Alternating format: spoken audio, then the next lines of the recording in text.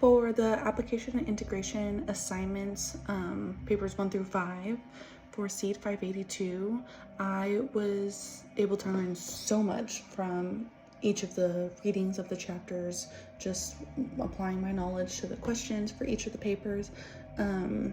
Currently with being an aide, but next school year, this upcoming school year, I will be teaching. So I was able to learn so much this semester through these chapter readings we had to do for the application and integration assignments. I was able to learn so much through the readings, and also dive in myself of being able to understand the readings through personal knowledge. So being an aide, I do have some experience with, communicating and collaboration with a team. Now I don't have it on a teacher level, but I do have it as an aide level, in addition to other readings, learning how to think of different strategies for students, because all students aren't going to be knowing the same strategy, right?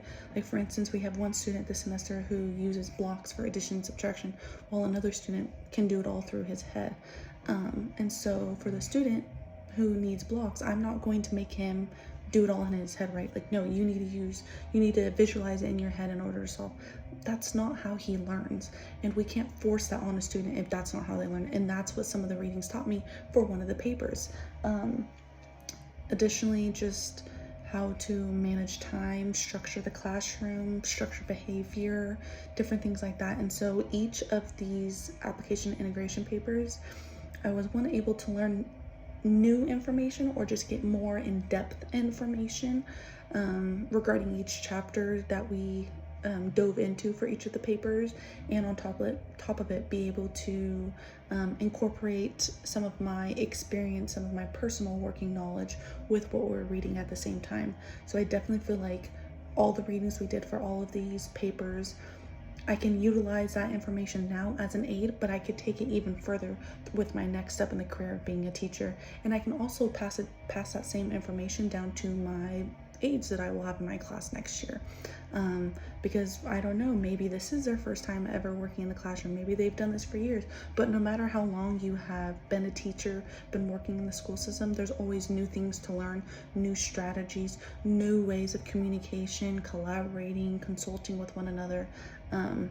Because life always changes, new things always come up, right, when we're learning. And so it's important to be open to learn new things and to retain new knowledge that we may not know. And that's what each of these papers taught me, is what is something new I can learn, and how I can use that with my personal experience of working in a classroom.